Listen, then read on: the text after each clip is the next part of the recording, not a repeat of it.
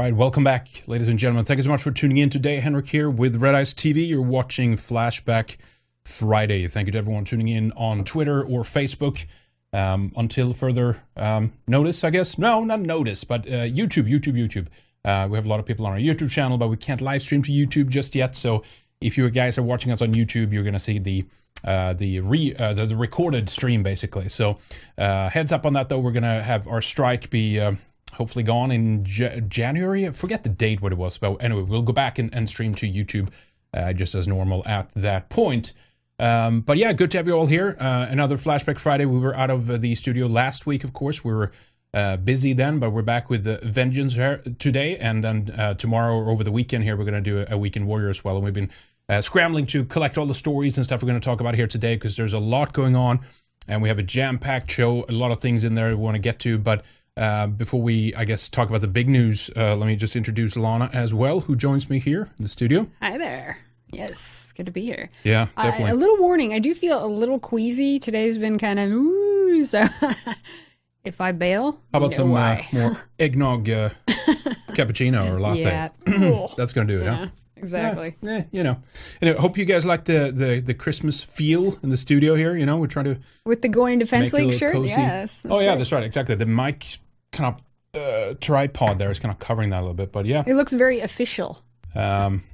Yeah, well, if the ADL knows what they're doing, then they would spend a lot on the development of the font and just so the logo, you know. So maybe it's some kind of psychological effect that's kicking in, you know. This is important stuff. But hey, there's nothing wrong if they have a Jewish Defense League and an Anti-Defamation League, which is exclusively for them. We certainly can have a Goyim Defense League. Right? Of course we can. Nothing wrong with that. Anyways, good to have you all here, guys. We did hear some bad news. We'll get to that in a moment. I just want to say, if you guys want to join in the conversation, please go to streamlabs.com/Red Ice Radio as well. It's a great way to support us and support the show.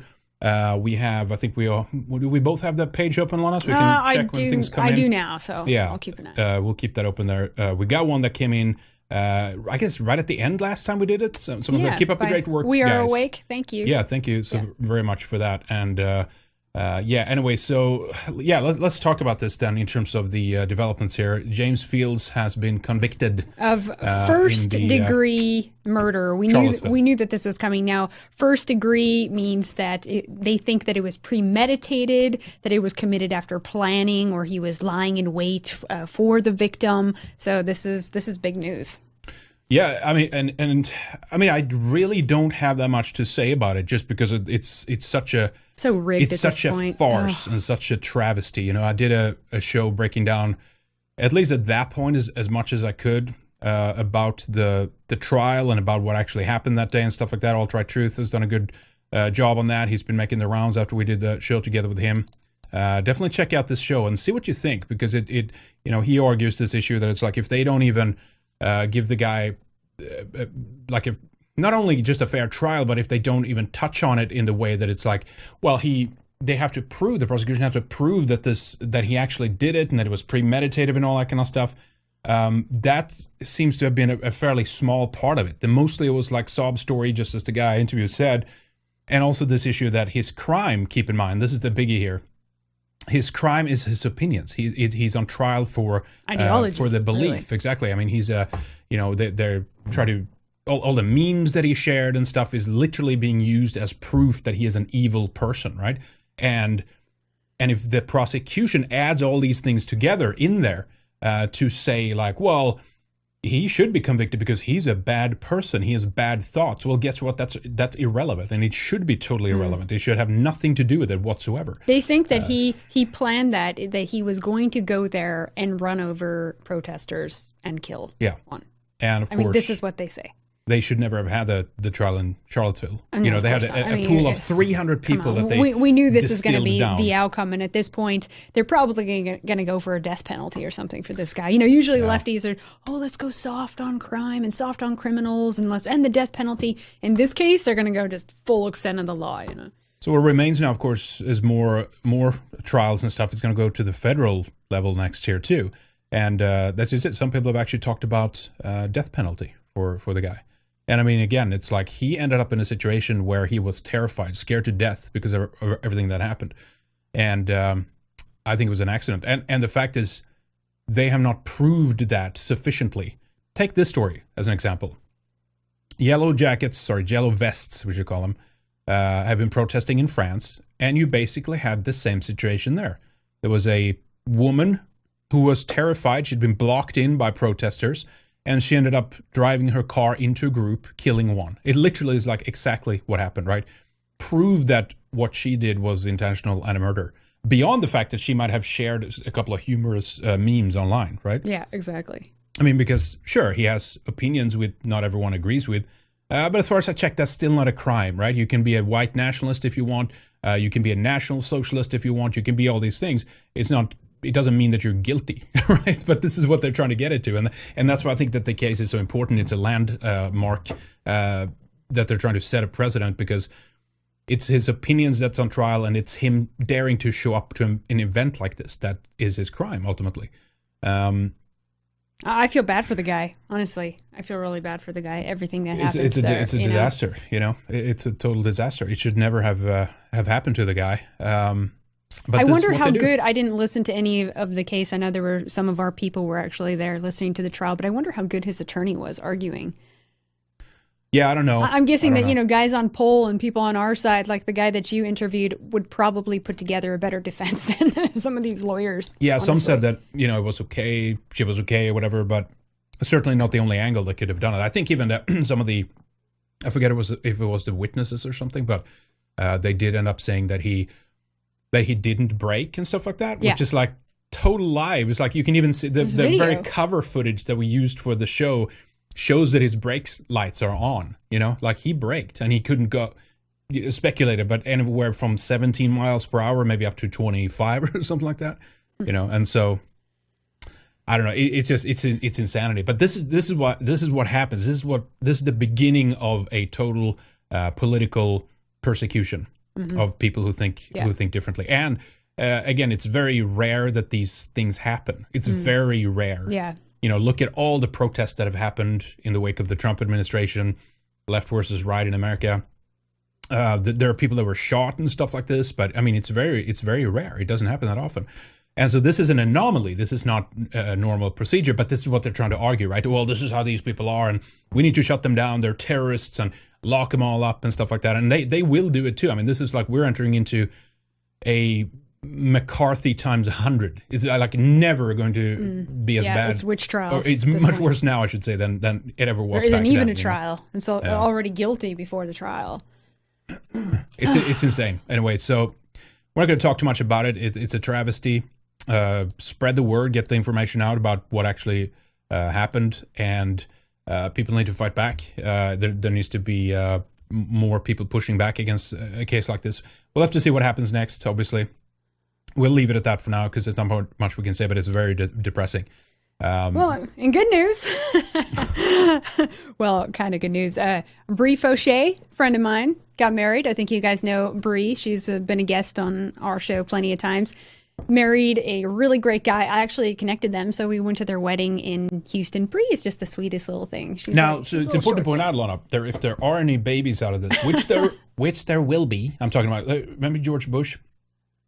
A real prospect of a new world order, and it will be. Anyway, it will be kids from that. We hope, right? Yes. Then you're responsible for bringing somebody else I'm happy. I love to play matchmaker. I've done it several times, and apparently I'm pretty good at it. I'm like a little fairy godmother. Anyway, it was wonderful hanging out with Brie and several other people, a couple other YouTubers. We had a good time. It was a low-key wedding. But it was in Houston. I don't know if you guys have been to Houston, Texas in a long time. I was there, God, I don't know, like 10 years ago. And wow, it's changed. Whites are now a minority. You think Texas, cowboys and good steak and oil and Texan culture. Like that is gone from Houston. Now, what is happening now? Chicago, actually Houston is surpassing Chicago in size, and they're also calling Houston the most diverse city in America. And no. Let's say what the Dutch say, shitty. the shitty. Yeah, with the third world immigrants everywhere. oh my gosh, there's no harmony whatsoever. It's urban sprawl. There's ghettos galore. No one is friendly. All this stuff about, this diverse, multicultural society. It's just so great. We all get along. It's like the TV shows. It's all BS. I mean, it was a nightmare there, Henrik, wasn't it? I mean, no one's friendly. The service is bad. You can't understand. People are rude. People were aggressive. We saw a couple guys get into it in a parking garage, and one guy rammed the other car. We jumped in the elevator before. I didn't see that. Yeah, I was going with the gals, and this was at a Whole Foods, mind you, in the parking lot. I was like, what is going on here? And it's just a hodgepodge of people from all around the world, and it's all about shopping, eating, materialism, and buying. Just like a bunch of useless eaters. They just consume. Well, this is what the globalists want, and that's why it's great. I mean, let's be honest. I mean, a lot of the people there that don't feel a connection to the soil and the land and the culture and the deeper things and family bonds and ancestry, blah blah blah. They escape into Nikes and Adidas and pornography and television and Hollywood movies, and this is the new global culture, right? And it's being formed in mega hub city centers like this. We went to it was a French restaurant. There was literally hijabs, and we were a minority, and it was all Mexicans working at this French restaurant. And then this woman, I don't know where she's from, she comes up and she's like, tray, plate. Like, are you asking if you can take my plate away? Like, what is going on? And what is so great about this? It's garbage, I hated it. But, united by shopping, that's tacos it. Tacos and gyros.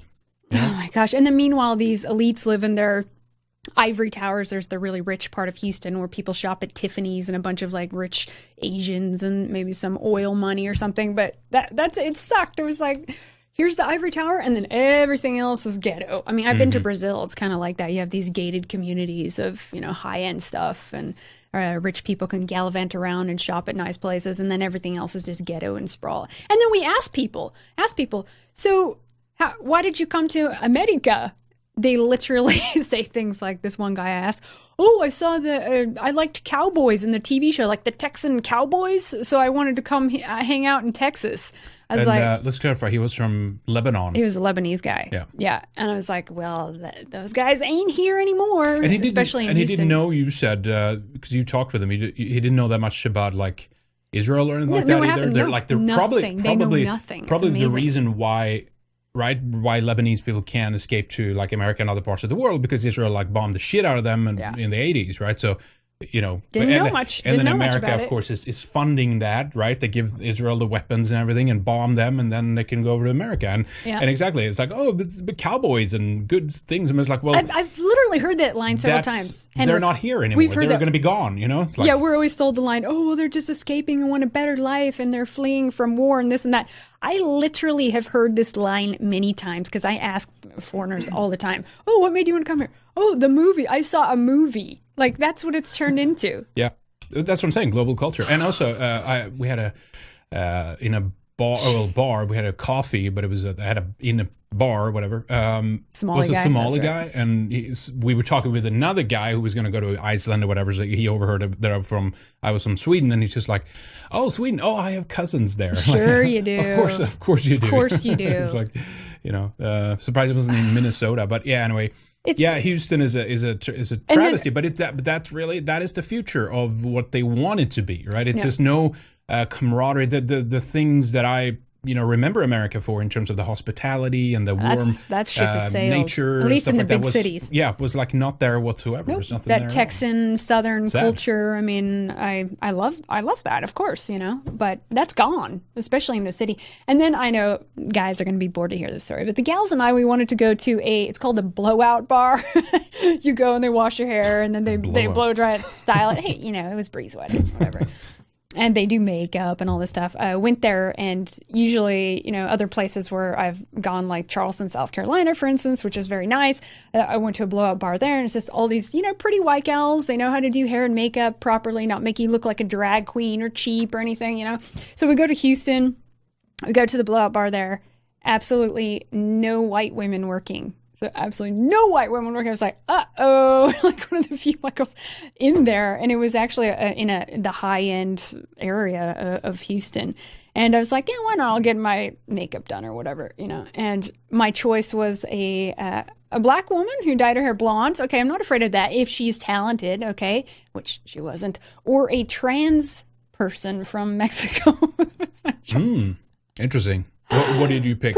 Well, the black gown. She was friendly. She was nice and stuff. But I made her they line take them up it for off. You? And you can, I made her take all the makeup off and redo it like a couple times because she was basically making like me look like a black girl or something. Like the eyebrows were black. She's painting them on and like gobs of makeup. They do this. We're all the same. This drag queen kind of makeup. It's just anyway. Well, that's in now. And then someone doing the hair. It was actually a straight guy, believe it or not, and he was the Lebanese guy, and he just made me look like some Lebanese girl or how an Arab girl would do her hair, under, not with the hijab on, but this is a disaster, hijabs? Disaster. There are some Muslims. It's mostly Christian, but there are some Muslims there too.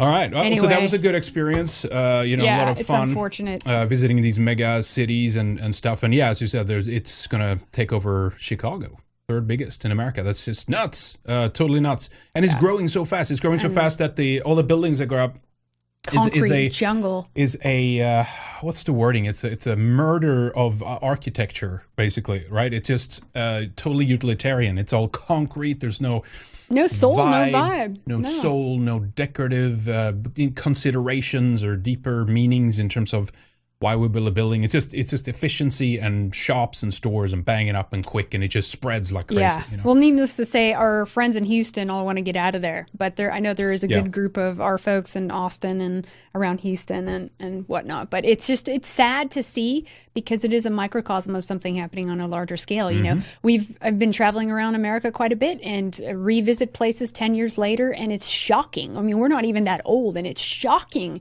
to see these cities transformed before our eyes. It's just happening under the radar. You come back and boom, okay, whites are a minority here now. City after city. It is very blackpilling, I admit. I was pretty bummed at that. The kind of experiences is like, we're at the hotel, it's like late 11 and someone is like smoking weed in their room, so the fire alarm goes off and everyone has to like exit the hotel. And a bunch of she-boons in the hall all night. And we come down and it's like, these partying people and they're jumping into a limo and they're just like dressed like total skanks. Oh my God. It's like, Henry coming from Sweden is not used to like the black ghetto culture of some of these large women that, curvy is one thing, but like lots of fat rolls, that's not being curvy. Yeah, that's curvy now. That's not that's voluptuous now, but in these hot pink leotards where everything's hanging out, getting into a limo, I am the queen. I was sad we had to exit out the hotel room and see that. It was painful, but anyway. Welcome to America. So that's Houston for you. But I guess we can move on and talk about this story because in Texas, this is spreading, right? There's a child whose mother is calling him Luna. This is a boy, right? He's 6 years old. Close to Lana. Oh, no. Luna, yeah. And so basically there's a judge that have sided with the mom that this is a boy who identifies as a girl. So at age, I think it was 8, beginning, if this goes through, he's going to begin his process of chemical castration, being turned into a woman, right? Estrogen, yes. Now, the father claims that the mom is nuts. Well, obviously she's nuts. Because when the boy is with him, he always wants boy clothing and quote unquote, he says violently, the kid refuses to wear girls' clothes at my home and he identifies as a boy. And so this man is saying this wife or ex-wife, she's forcing it on him because, she wants him to be a trans girl here. I mean, this is really scary though, going to court and then the court gets to decide. Imagine being the father. Imagine, Henrik, if that was your son. Well, that would never happen. And then a judge says, oh, nope, your son's going to have estrogen shots. I mean. Yeah, it's insanity. I mean, it's like, look at the kid here. There was a tweet about this too. Meet James, a healthy 6-year-old American boy. His mother decided her son James, whom she calls Luna, is actually a transgender girl. And the Texas court has sided with the mom. Of course it has. If the mother wins, James will be forced to undergo chemical castration at 8 years old. Oops, clicked away there. But yeah, I mean, that's insanity. So his dad, insanity. Too, well, basically, legally, he'll be prohibited from talking about gender and sexuality from a scientific or biological perspective, even a religious perspective. The mom is claiming that, Our son has known this since he was 3. Okay, I know you guys have 3-year-old. What does a 3-year-old know about this? This is just garbage. They're just foisting it on them, like, as we'll continue and show. It's like they encourage their kids. Oh, well, are you sure you don't want this dress, honey? Oh, don't you want to wear pink? Are you sure? Are you sure? Maybe you're not gay, or maybe maybe you're a girl. Like, so let's show that. It was the Christian Post had covered this too. There was some stories that posted on this, but not much. I mean, imagine if there was a boy that was, let's say, being prevented from being turned into a girl or something, right? There was someone who a judge had ordered, no, it turns out he identifies as a girl and he's been prevented from a judge from undergo anything like this.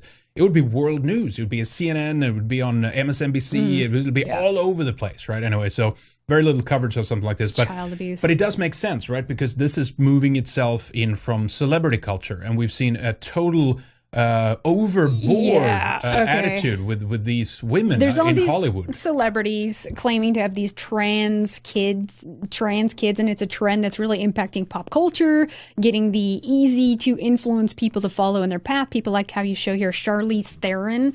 There's even a video on there, I think, that we can play. By the way, she hates white South Africans. She adopted black kids, said she wouldn't. She was with Stuart Townsend, this handsome actor, and she said, "Oh, I'm not going to marry him until all gays can get married," as if they can't. Well, he ended up leaving her and going and having 2 kids with some other woman. But there's a little video in there. Can you cue that up? Yeah. So she's talking about her adopted kid here. Okay. All right, let me go back there. Sorry. Yeah. Okay, it should show up. Needless to say, she's saying that one is trans. Here it is.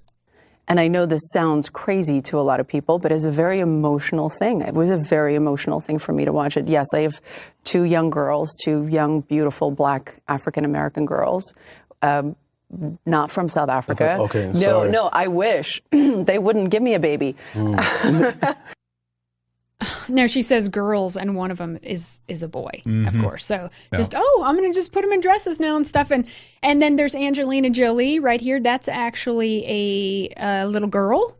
Now, now Angelina Jolie, as we know, is that like Brad Pitt's? Cuckoo. Yeah, of course, the blonde one. But remember, she called her blonde biological kids outcasts. She gave them less attention from all the non-white kids she adopted. In fact, she said that she loved the non-white ones more, and gave them more attention because of the pain they endured. They weren't privileged like her kids. And she even said that she would be fine if she didn't have biological kids. So, wow, I wonder why her real kids might have some issues here. Well, keep in mind, this is a woman who butchered herself too, right? She cut off her boobs and stuff because of some genetic thing about cancer or whatever. She might get breast cancer or something. Well, this kid here is going to be, this girl is, she could just be a tomboy, but no, they're going to start the injections here.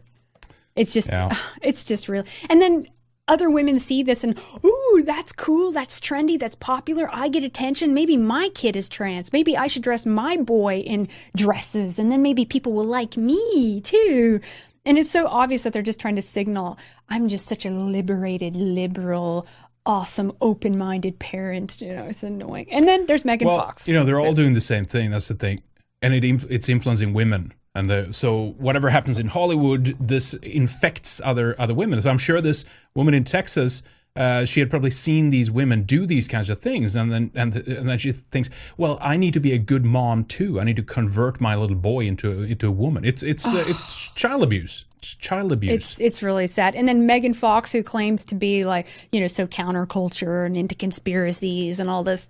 Nope. Yeah, just another Hollywood actress, What do you mean into conspiracy? Clarify that for us. I don't know. I guess she's into some, some chemtrails and just down that route, some UFO stuff, whatever. Yeah. But well, how can you not see the trans agenda? That's, exactly. A lot of people are connecting that to that. That's what I'm saying. She claims to be an outsider and all this, and then she's dressing her sons in dresses. And it's like, are they literally saying, Mama, dress me like a princess? I doubt it. She's just, oh, honey, are you sure you don't want to try this on? Yeah, it looks so cute on you. Come on, let's buy it. Stuff like that is happening too. It's outrageous. And then these kids are getting all the programming in school, so people keep asking them, are you sure you don't think you're a girl? Are you sure you don't think you're a boy? They're confusing them. Well, it's okay Always if amazing. you're this. It's okay if you want to wear a dress. And then the kids finally like, okay, I'll wear a dress. They're young and impressionable. This is ridiculous. Karma. So there she is. Yeah. Yep. It's at least she had white kids, but look at what's happening. It's the better thing to do, right? Oh my gosh. It's the only thing that matters.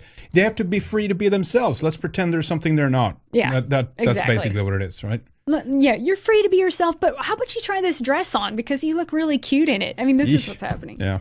There's also and then, this one. we could go on and on with these, but Cynthia Nixon, she was in Sex and the City, the redhead. Yeah, you have to scroll down on that. All right. She's running for politics. She's anti-white. I believe she's gay, and her daughter. Let's scroll down and show a picture. That's the daughter, I believe, transitioning to become a boy, and she's very proud of this. Very proud. Always signaling, always showing it. Noise. It's just so easy to just whip out those shots like nothing. There's the redhead there before. Or I don't know, maybe after. I can't tell anymore. What, here? This one? No, or the redhead right there is is the one in question, I believe. Oh, okay. But seriously, it's not her partner. This is a dangerous. Yeah, maybe it's a dangerous trend. I mean, this could seriously mess up your child when we're talking about shots when they're freaking 8 years old. I mean, is this going to go as far as child abuse? As asking an 8-year-old? Looking at it. Are they going to ask 8-year-olds, oh, do you want to cut your pee-pee off too? I mean, seriously, is this how far it's going to go? Yeah, because, I mean, the way they see it, gender is like an inhibiting factor. It's holding you back, really, from being your true self. It stands in the way. I mean, they don't even consider it to be a biological reality. They just say it's like it's a construct, and therefore it doesn't matter what way you go. But it's like, well, I know that it's their kids, and so it's not right anyway, but it's like part of it is like it's their stupid parents' decision to do these things. And if they do it, then it's like, okay, well, guess what? If they go full chemical castration, they're never going to be able to have kids. Yeah, and they will literally like remove themselves in that capacity. And we've it's talked not about right this towards before. The kids, obviously. Gender dysphoria has happened, and it's happening more as there's a lot of chemical imbalances when a woman is pregnant. These are realities, and yes, it is ramping up with all the estrogen mimickers and everything in the environment. But I still think it's a very small percentage of the population that actually has gender dysphoria. But how about if it's a boy who's thinking he's a girl? How about we try some T shots, some testosterone shots, or with a woman who's thinking she's more manly? How about we try some estrogen or something? You always need to go in the opposite direction, right? Whatever is easiest and more natural. Then it's liberating. Go in the opposite direction. Make it more complicated than it actually is. It is. I mean, it really is like a victory over nature too. That's how they see it, right? That it's a limitation and it's confines. It's kind of like the way the women feel. Many of them, it looks like these feminists and stuff, about their own body, right? That it's like it's a punishment and oh my God, I have to bleed and exactly all these things. Torture. And remember the tweet we saw about this woman who was talking about how great it was to be pregnant and have an abortion because the stem cell, the release of stem cell into her own bloodstream made her glow and shine, and and it was like she saw the fetus. She said was a side effect to. Like a side effect to her being improved basically by the hormones. Gestating fetal tissue is so good for a woman's body that we should think of fetuses as a side effect. Side effect, exactly. Yep. Oh, because you can have beautiful skin and glow and your nails grow. That's having an abortion makes you glow. Total selfishness, right? Total selfishness. God. There's no other reason for it. It's just to make you to improve. But of course, let's take a look a little bit of that clip. We don't have to play the whole thing, but it was this Good Morning America clip about basically a trans kid, right? And the way that's being celebrated. So check this out. And if you haven't heard the name Desmond Napoles, get ready for this trailblazing 11-year-old drag kid who RuPaul is calling the future. His bravery is inspiring so many. We're going to talk to him in just a moment, but first, let's take a look at his amazing story. I am Desmond. I'm 11 years old, and I like pizza, trains, and drinking something's root beer wrong that's there. caffeine-free. I also do drag, and I love to put on makeup, dresses, and wigs, and of course, jewelry if necessary. My full drag name is Desmond is Amazing. I feel very happy to have a mom that accepts me. It really touches me deeply that there are other children out there that he's reaching and they're listening to him. Look at that dad, he's folks. Influencing them to be themselves. I'm very proud of him. I'm proud that he's found his Something's path up so there. early. My greatest joy in this is just seeing Desmond happy. I love doing drag because it makes me feel amazing and self-expressive. It just feels amazing to know. Right? Yeah, it's self-expressive. Putting on to lipstick and pretend a dress. something that you actually are not, right? But yeah, I think we'll continue watching, but I think something's up with the dad. Yeah, clearly something and keep in mind is too, we wrong have there. to watch our mouths real tight around this stuff now because YouTube is just insane. I saw the Trans Authority will ban you. High Impact Flicks, I think it was, or TV or whatever channel he has now. His channel was terminated basically for showing this and reading some of the comments to this to the YouTube video. Right? You're not allowed to disagree on this issue here, but. Anyway, let's play a bit more here. That people love what I do. My one big message would be 3 words.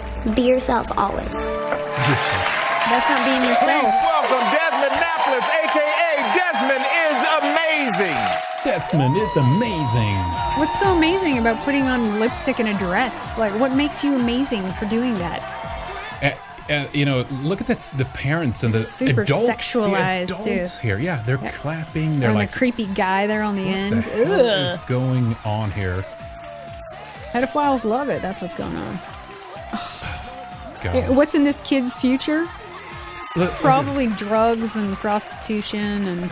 It almost feels like disease. it already is in a way. Yeah, something's wrong there. Yeah. Abuse. Hello, Desmond. How are you? It's disturbing. How you doing? Thanks for being here. I love that you love root beer, caffeine free. I can get on board with that. My mom doesn't like me drinking caffeine. Does it make No caffeine, but you can dress But like a woman sexually, and yeah, take shots. over sexualized and just get it. I mean, as far as I know, they're not giving him like shots or anything like that. Well, He's just that's like kinda drag, unsure, whatever. yeah. And what was it? Drag was like dressed as a girl. Was Yeah. that an abbreviation? I didn't even know that. Something in the 1900s. Who knew? you hyper? Yeah, me too. They don't like when I drink caffeine either. But Desmond, you're one of the youngest and first drag queen / kids. And I've heard Yeah, What is that? What is that? they're all nuts. They have all gone man. insane. Like, what's the? I just don't. I don't understand it. Called me old fashioned, but I think that this is wrong. You know. I don't know. I mean, could you imagine? There's a couple lines he fires off, and then we can round up this clip here. Know But what you've got. Listen.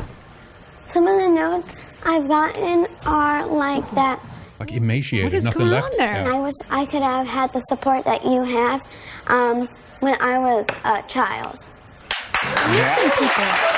And your parents, we saw your parents in the piece that we did, and your parents are so supportive of you, but they've encouraged you to stay and be who you are. So Look at that dad. Look at his body language.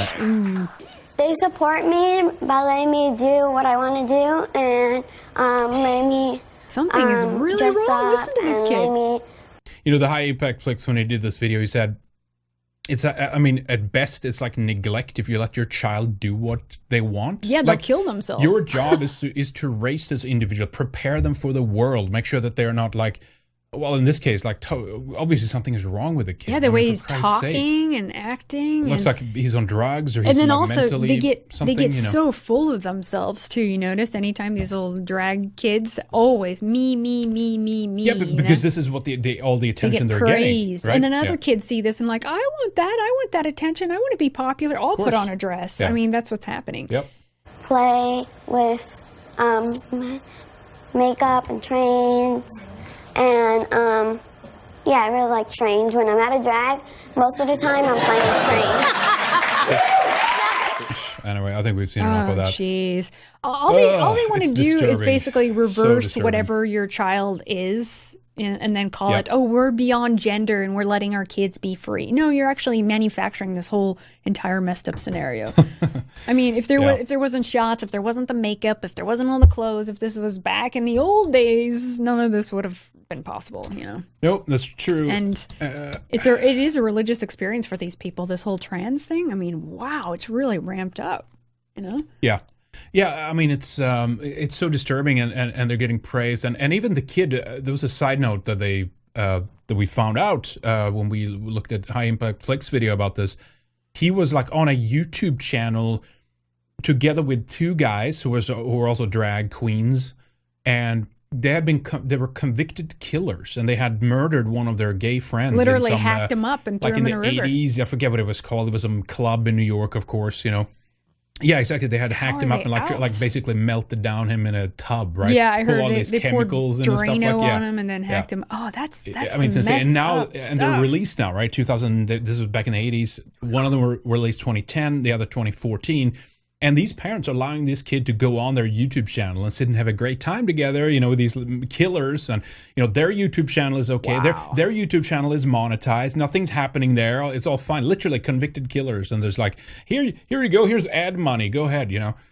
It's just so bizarre. I know. And then kids are only celebrated like this. But what if we celebrated that? Oh, we have a boy who's just super manly and he loves guy stuff, or a girl who's super feminine and girly and she loves all the girly princessy stuff. Nope. It's we know that it's a complete flip agenda, 180 degrees. It just everything needs to be reversed. It's a transvaluation of values. That's what's taking place. Morally, everything needs to just twist around. Whatever is abnormal is now normal, and you know this is how they do it. Hey, by the way, I want to show another thing too. The YouTube Rewind, just talking about the culture, right? What's being steeped in terms of SJW-ism, if we can call it that, and cultural Marxism, all of these degenerate things that's happening in the West right now. How the cultural narrative is being changed and transformed. YouTube is a big part of that now, and every time they always do something, if it's like the creators' videos or they do some campaigns or something, I just love that it gets so much downvotes and people hate it. And I think it's true for this one. This is a variety piece, but let's check. Yeah, look at this. This is hilarious. So I can take a look at this one, right? They have something called Rewind. I think it's, again, I don't follow like a YouTube culture, but I think it's basically like the biggest creators of that year. They do like a recap or whatever, right? Calling it Rewind. But check out the up versus down ratio there. 1.2 million up, 3.1 million down. Yes, I love it. People hate it. And we'll take a look at the section that I think is the reason why people hate it, right? Because it's always didactic. It's always some political shit weaved in there. Mm-hmm. And there's always something that needs to be pushed into your brain about how great it is with these political opinions they have, and they're morally superior to you and everything like that. So take a look at this. Here's a little quick snippet from YouTube Rewind 2018. You know who really needs to be in this Rewind video? Everyone who managed to do something bigger than themselves this year, who found a way to help the causes that matter to them most. To everyone who proved it's okay to talk about mental health this year and showing their viewers that it's okay to go through tough times like that. It takes a lot of bravery to be that vulnerable, and I'm so proud of this community. I think this year's Rewind should celebrate the fierce, fabulous, and empowering art of drag. I want to see... Note that, art of drag. It's an art now. Yep. All of you be your own kind of beautiful. और वो लोग जिन्होंने education के field के लिए पैसा जुटाया है. Can we also give a moment to Asian representation in entertainment this year? Major strides were made. And to the people who put aside their differences. Yeah, and created something really special. Here's to all women in 2018 finding their voices. Foi muito bacana ver como as mulheres cresceram esse ano, elas ganharam poder. Can we give a moment to working moms? Ganbarimashou. E a todo mundo que ensinou ou que aprendeu alguma coisa nesse ano. لكل اللاجئين لكل شخص عم بيبحث عن وطن. Todos nosotros deberíamos enviarle un saludo a los niños que siguen sus sueños. Yo quiero agradecer a toda la comunidad que siempre apoya en buenas y malas. كتاب الأقوارجة. كتاب اللاتين. العائلة هي كل شيء. I want to give a moment to everyone who supported me when I got sick. All of the comments and messages I got made me feel like I wasn't alone. Oh my God, it's nauseating. It's so fake. And at the end, I think we should read the comments. Yeah, they're talking about the comments or whatever at the end. But it's funny because every time, you know, YouTube truly has something which is different, which goes against this. I mean, it's like whatever you want to call this, leftism, or if you want to call it SJW fanaticism or cultural mark, whatever you want to call it, right? So it's like this high ground moral bullshit, right? But every time you have something which is truly different, like that truly is thinking differently and showing a different way, or one specific thing showing why it's bad or anything like that, right? They get canceled, they get terminated, they get censored, they get blocked, they get their accounts shut down. It's like they don't. All of this is just for show. We're it's also like open and we bullshit. love each other and we're family and every woman's you can be voice whoever you want, matters, right? and like mine. Yeah, right. Well, clearly you can't be who you want. No, because if you are within these confines. If you are who you are, let's say, as you said before, Lana, it's like, let's say you're a young white male, right? Yeah. Then they want to destroy you. They want to pervert you. They want to change you. They want you to go a different path. You can't be proud of who you are. You can't feel good about the achievements that you've made, or that if you made something of yourself or something, it's like, then all those things goes out the window, right? And so this YouTube culture is like, it frankly is the worst. Like it's a poison that's being injected into our world and society. But it is funny again that it's like people they don't like it. People are seeing through it. They see through the bullshit. I mean, look at that ratio. It's awesome. I love that. And a lot of times they have to block comments and stuff because it just gets hammered so hard. Yeah. Let me see if there's any good comments. Oh, they've shifted sort by. Let me just see top comments here. They deleting the good stuff now? Probably. I wouldn't doubt it if they did that. I mean, come on. Yeah, this is ridiculous. It's almost like, this has been up for a few hours now, I think, maybe even more. And usually you get, a good set of comments with a lot of upvotes. Yeah, they're just doing, look at that. 1 minute ago, 59 seconds ago, they're just showing the latest. It's just so wonderful. Yeah, then what if there's a white guy in that mix there? We should do a parody of this, by the way. We should copy some of these and do our own parody. And the music. The white guy was like, I just feel so liberated. It just feels so good to be straight and white and male. And I love it. Yeah. So anyway, there's that. Good stuff, huh? Well, actually, in New Zealand, though, there's something else that happened with people that were sick and tired of it. Speaking of people downvoting this, I think we have the article someone sent me down in New Zealand. There was a Christmas parade, folks, who replaced the traditional white Santa with a Maori one. And it was a total flop. No one liked it. Good. The organizers said that the idea behind this Santa, Maori Santa, was biculturalism leading multiculturalism. Blah, So it's no problem altering our traditions and replacing our central figures with someone completely unrelated who had nothing to do with us whatsoever. I mean, this is outrageous cultural appropriation and disrespect for European culture. There is no European culture without Europeans. Christmas belongs to Europeans. This comes from Yule. This comes from winter solstice. This comes from winter people. I mean, this is outrageous, but I love that the people are not having it. So now they have to have a new parade and replace the Santa with the proper Santa. So interesting. Good, Yeah, I'm sure there was the good old Kiwis that put pressure on them to do that, right?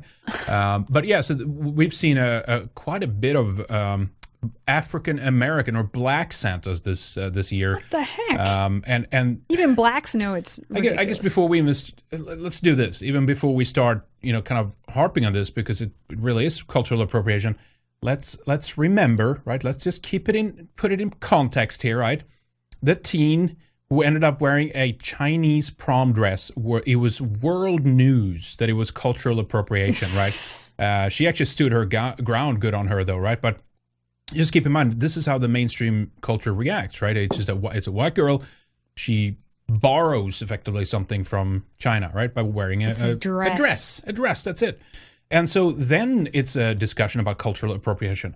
However, when you have something like this, right? You have Santas showing up, and it's blacks. We saw it too. We're in a mall, and we saw it, and it was like no one was buying it. Wait a minute, even blacks don't buy it? How is it that there is not a discussion about cultural appropriation on this level? Yeah, right? Father Winter, Yule. This is a European tradition. This is not an African tradition. And people can say, oh, well, Christmas is for everybody. Christ, actually, it's older than that. This comes from something much older. This is a European archetypal figure. This is not an African figure. That's pretty clear. But the annoying thing is that I think people generally don't know this. That's the thing, right? Christmas is just something. Well, it was Coca-Cola and Pepsi that created that, and it was all just and that's not what we're talking about. We're talking about the true origin of the holiday, right? Of the celebration, the tradition. Well, they have Kwanzaa, and they can replace. Exactly, that's true. They have Kwanzaa. Why can't they do that then? And imagine again if white people took that and started dressing up as Kwanzaa figures or something. Oh my gosh, outrage. But they've started now, as I said there, then like in malls. This was a CNN story.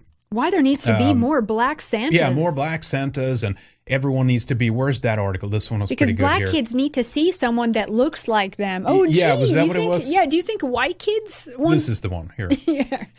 Yeah, a black Santa on shutting down the haters and why representation matters. But not for us in our own countries. So you can represent. We can't argue that. Well, what about our children then? When they go walk around and they see all these other culture or people in our culture and they've culturally appropriated everything and they don't look like they do or whatever. No. Then it's fine. No, it doesn't matter. Fine. They don't have any rights. It's not affect. Everything is yours anyway. It's like, no, certainly not anymore. And if we do have something which is truly our own that belongs to us, or we try to make it ours, then we get accused of racism and supremacy and what do you call it? Like separation, or it's like. We just talked about this last time, like with ballet, which is obviously a European dance. Oh, no, it's not European. You can't have something that's all your own. Well, I was looking at this article here about why black Santas matter. Basically, they're saying it's important to erase white Santas and replace them with non-white ones, because as we replace white people in their countries, we have to behave like they never existed and steal everything that's theirs and call it ours. That's basically what it is. I mean, it's crazy. Yeah. And there was even a woman, they did a whole piece, I think it was NBC or ABC, this whole piece, about, there was no black Santas on the wrapping paper. My son needs to see a figure that looks like him. Well, go to Africa. You have plenty of traditions and cultural things there. No, we have to create everything for them. And then when there was some black Santa wrapping paper, oh my God, it was on clearance. It's so racist. That's right. It has to be popular. It has to be the most expensive thing in the store, right? That's on top of it. I remember that with dolls, right? People were doing price analysis of dolls, and they say, "Oh my God, it's not equality. The black one was cheaper." And it's like, really? Like every little nuance, it's just hypersensitivity, and everything is being filtered through this. It's all racism. It's somehow like some kind of racial suppression theory at everything, including like the damn Christmas paper now. It's like, nothing can be left alone of just like being what it is, right? It's just like, it's tiring. It's the cultural appropriation is just outrageous, just blatant, in your face, stealing and taking from white people and just no admission to it, Remember, 1965 Act, the Immigration Act in America. The president who signed it, was it Lyndon Johnson, I think, signed it, right? Mm-hmm. The Hart-Celler Act, right? There was a statement, there was a worry there that were like, well, isn't this going to change our country? And there was a sure, no. Nothing's going to happen. It's fine. You're not going to, your culture, it's not going to be threatened. Your people aren't going to be threatened or anything like that. And it's all fine, right? And it's not just, of course, the 65 Immigration Act in America that has created these drastic, radical changes. It's happening all over the West, all over the Western world, right? And so things like this happen, which happened in Bristol in the UK. There was a new mayor who was mixed race who came in. What does she do? Well, of course, she removes the paintings of these old, evil white men, right, and replaces them with some ugly drawing of a lion and some, what I assume is just an old black lady or something like that. And look at comparing the artwork too, by the way they look compared to like the old style, right? It's replacement, it's appropriation, it's don't worry, Goy, your culture's not going to change. Exactly, it's not going to change at all. It's all fine. We just want to come in and replace everything and act like you never were and just supplant us and everything, but don't worry, it's okay. You can still have your and also keep in mind they always say this, like, well, it doesn't represent who we are anymore. Okay, but you're in the same breath, you're saying that when our countries were effectively 100% white, or the ethnicity that built the country, that it was wrong when we were. That it was wrong that we had a society which shaped everything after ourselves and looked like us and expressed itself like us, and it did it for us. The bandages that we made for the damn skin color of the people that were using it. And it's always this idea that it's like some invisible magic force that just makes and create things. Yeah. And if they don't turn out like the ballet shoes or the bandages or the Santa wrapping paper or whatever, there's always something out there that just needs to change it to benefit us all of a sudden, right? Some white guy somewhere. Like, wait a minute. From the beginning when industry was built up, there was no one that like came to us and handed us the information about how to do these things, or there wasn't anything in place where we could point fingers and say, you create something now that looks like us and works for us, kind of thing. We had to do it ourselves. And so no one is holding back these people from doing it themselves, obviously. Oh, it doesn't represent us anymore. Okay, so was that okay for the Europeans to say that to the Indians, or the Jews to the Palestinians? That, oh, well, it doesn't represent us anymore, right? We're here, we're taking over, and bye. No, of course, they defend all those situations all the time. Yep, that's true. All right, so in other news, folks, Sargon of Akkad was terminated from Patreon today, so it seems it doesn't matter how much you grovel and you bend to the leftists, and I know he's fighting against SJWs, right? But he's plenty counter-signaling and everything like that. But yeah, his account was terminated, and as you can see in the graph there, right, he was actually at a certain high point. He was making about $12,333 per month. And I don't know if it's him alone, if he's the only guy doing it, or he probably has a little crew or something helping him. But that's quite a bit. And he dropped to 0 overnight. And of course, we know how that feels because we had the same thing happening with PayPal. So regardless of what you think of Sargon, it's a travesty. It should not have happened. This is how they play the game. Here's the Patreon page, by the way. It's been removed. This is how they play the game. It's not about money for them anymore, even though he was making them money too there. No, this is how they do it. They literally try to cancel. And it's enough, and that was clarified, and people even saw it on Twitter and stuff like that. Well, he's like a gateway drug. He just phony argues with Spencer, so therefore it's really that he wants people to run in that direction, which is of course not true at all.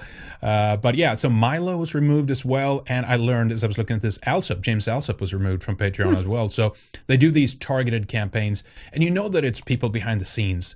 Right? They put enough pressure on it, and then just boom, boom, boom, boom. They take out 5, 6, 7, or even more at one go. They just can't stand that there's right-wingers that are successful and making some money and have an audience. I saw Milo was in massive debt too, by the way. I guess he owes publisher money, and Cartier. Well, you know that white snorty stuff is not for free. Couple $1 million, I think he's in debt. That snorty stuff is not for free, right? Anyway, no, but it's a damn shame. Obviously, to be honest. Yeah, they don't deserve that. No, of course not. Absolutely not. It's a travesty, and so look at how the game is rigged, right? That if you do have different opinions, and again, they claim, and they're so expert at this, right? They claim, this is because of what they do leads to violence or something like that, right? This is the new thing now, right? You call it hate speech, and then you say, well, blah, blah, blah, it's leading to violence. It's like, wait a minute, that effectively could be used against anybody, right? Any level of if you criticize anybody or show anyone in a bad light, that basically would be inciting hate. Yeah, it could be interpreted like, well, that means that there's a negative reflection on the person. That means if someone's angry with them, they might do something towards them. That would be true across the field. No. Of course, the way we deal with this is if there's a crime committed, then you go after those individuals and you make sure that they're removed or whatever. But up until that point, no, it's just about clicking away and not supporting the people you don't like and blocking them or what do you call it? Banning them from your own private channels, right? So you don't see them or see their posts or stuff like this. It's really not that hard, right? But they just can't stand the the success to a certain extent that people have in offering difference of opinions. YouTube has been a tremendously effective platform in getting the word out about different things and stuff. And look at what it's turning into now. It's YouTube Rewind 2018. It's just a big SJW platform where all the nonsense are just spurred out. And then when Cody Wilson came up with Hatreon, right? Hatreon as an alternative, they have to go shut that down too. They literally want all these people to just be starved out, to not make a dime to continue what they do. Yeah, that's right. Hey, I'm looking here. I wanted to pull up, let's go over to that one here. I forgot to pull up Handsome Truth, who is my mini Yule box. You see my mini. I love these little Yule box, Sweden tradition. Yeah, your big one there. They burn them too. Well, not that size. No, the big one. The big one in there's Sweden, there's a big one in Gävle that they build every year, for those who don't know. And we're going to keep an eye on it this year, by the way, and keep you guys updated, because there's always an arsonist that comes along and tries to burn it. Become a tradition. And I can't remember how it began. I think it was 70s or 80s or something like that. And there's all kinds of people that have burnt it. And one year, I remember there was an American that came up to a bar in Gävle. He got drunk, and the people in the bar had said, like, well, it's a tradition. We burn it every year or something like that. And it's like still actually legal to do that, obviously. But he thought it was like, oh, it's a tradition. It's like what you guys do. So he actually went and lit it on fire himself. And he got arrested for it too. Oops, not good. But anyway, what I wanted to show is, let me see here. I was trying to hear this one. I briefly talked about it with Adam Green at the end of the second hour, but it's kind of funny. Handsome Truth, right? He's a YouTuber. He is, I'm not going to say behind. I don't know that much about him, but he's affiliated with the GDL, the Going Defense League. And so he had been using a site called Cameo, which is basically where these washed up celebrities take money and you can make them say stuff for reading a message. Yeah, like shout out to blah, blah, blah, whatever. And so he basically, he did this with Brett Favre. He's some football guy. Don't know much about that at all, who he is or whatever team he played or whatever. He's retired, I think.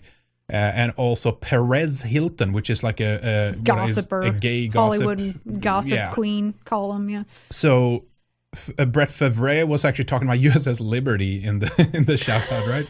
My shout out to Handsome Truth and the GDL. I don't even think he said Going Defense League. I think he just said JDL. And don't was him who said don't let the smalls keep you down. That's kind of funny, an interpretive line, I guess, in terms of a small hat that some people are wearing. But anyway, he said, he talked about USS Liberty, right? And then, of course, the fight back was, oh my God, this is anti-Semitic, and I can't believe this, that he did this, and he got like so much shit for just agreeing to do this. And it's like totally ignoring the fact that it was like 34 Americans were killed in this atrocity, this backstab by Israel, right? Yeah. So it should be noted, and it should be pointed out and everything else, but can't come with that pesky truth, They don't like that anymore. Perez Hilton was talking about Lucky Larry Silverstein, which is, of course, the guy who purchased the insurance on the day, a couple of days, I guess, before 9/11, right? He ended up purchasing the towers, World Trade Center. He purchased a huge insurance claim on the buildings. Then literally like the next day or maybe it was a week or something like that, they fall down miraculously in their own footprint. And he managed to double his insurance pay too, by the way, because there was 2 buildings that was destroyed, he argued. So he got double the pay for them.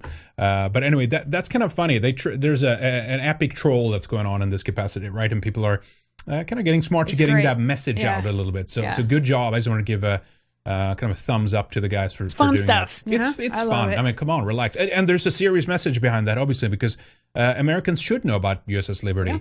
And it's not some anti-Semitic weird thing to talk about this. The greatest ally of America have countless times, turned on America, turned on their greatest partner, turned on the biggest money-making machine that they have, and done things like this to entrap them into war, right? It was USS Liberty was planned to be blamed on Egypt, I believe. Yeah, it was Egypt. And they kind of did that. Luckily, they didn't pull that off, right? But some people, of course, speculated that was what 9/11 was about. Sorry, being a little tongue-tied here. And this was, of course, to get America into the wars that we've seen consequently too in Iraq, in Syria, in Libya, and all these countries, right? So anyway, that's good stuff. It's fun to do things like that. So keep it up, guys. Good stuff. Kind of reminds me real quick of the PewDiePie. He had those semi-naked Indian men holding up the signs, remember? Mm-hmm. Something about Jews, and that went around everywhere. They were jumping around, these half-naked Indian guys with signs about Jews. Yeah, that was funny. Yeah, I mean, there's some things you're just not allowed to joke about, right? That was just hilarious. Anyway, I don't want to be too long-winded on the JDL stuff there, what they did, but I did want to talk about this guy. Let me pull this up here. Here, Mark Lamont Hill, CNN fires journalist who criticized Israel and called for free Palestine. Well, on this regard, he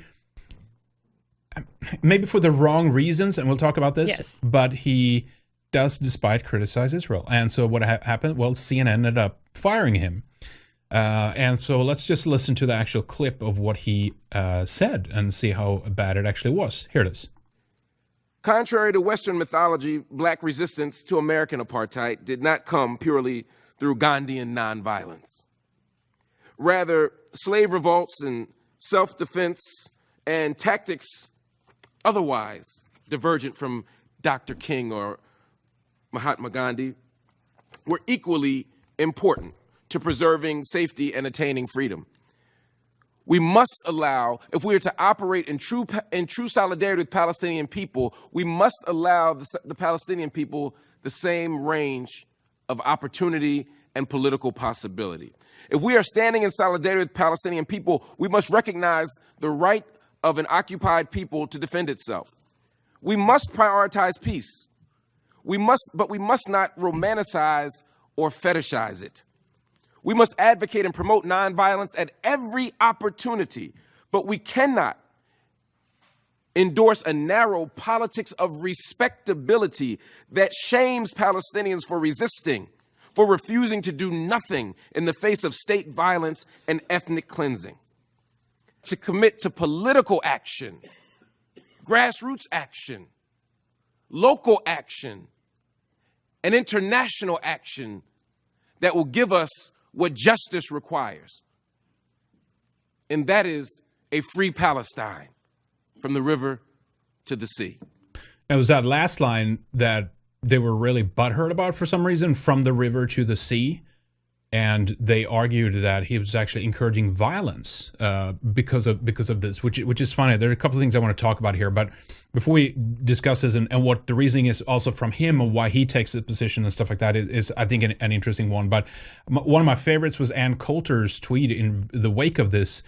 At least this put to end the, quote, Jews control the media slander. Nice one, Ann. Zing! Yep. Which is, of course, kind of funny, right? But yeah, Twitter had a big spread about this on their moments, right? And there's a lot of kvetching people here in the comments, and they were like, sides. "Oh my God, I can't believe this!" The outrage or whatever. And then, of course, they praise CNN for firing him. They were super upset with this gentleman for talking about this, right, and for bringing attention to this. This one I read, for example, from Jerusalem, Mark Lamont Hill's "River to the Sea" comment hits too close to home. It's a guy who's talking about how what he really was doing was encouraging violence and things like that, which is, of course, nonsense, right? He linked to this piece, UK Media Watch, talking about how the firing, the articles detailing this were omitting his call for violence. Like, wait a minute, there was no call for violence in that. This is just solely interpretive, right? This is solely interpretive. And CNN released, of course, a statement on this too, kind of thing, and talking about, why they severed their ties to this guy, because it's so controversial, right? So Communist News Network, you can't criticize Israel, huh? Not on Fox, not on Communist News Network. CNN piece says, Hill said we must advocate and promote nonviolence, but added that we cannot endorse a narrow politics of respectability that shames Palestinians for resisting, for refusing, and do nothing in the face of state violence and ethnic cleansing. He also called for free Palestine from the river to the sea. The comments were immediately condemned by critics who said Hill was calling for the end of the Israeli state, right? Just that line is interesting to me, because think about it. I mean, CNN is all about it's multiculturalism, human rights, social pot. Justice, it's racial justice, it's all these things. Everything else they're left on, right? But as soon as it's Israel, it's like, boom, you're out, because nothing can criticize the ethno state. What when Antifa is attacking Tucker Carlson's home, right, and chanting, "No USA at all," right? Basically implying it's like, okay, you're saying that you don't want a country, you don't want the country, right? You don't want America. Okay, how is that different from this guy talking about then that, or they're interpreting it rather, that he's calling for the end of the Israeli state? Well, there's other groups calling for the end of European countries. Exactly. And they're calling you can apply for the end everything of he America said to us, right? And whenever we defend ourselves like how a Palestinian would defend themselves, they call it, oh, it's violence. You're inciting violence. With CNN, there's no touching the Jewish ethno-state. I mean, they have laws in place and rules where they discourage marriages between between Jews and Arabs, for example.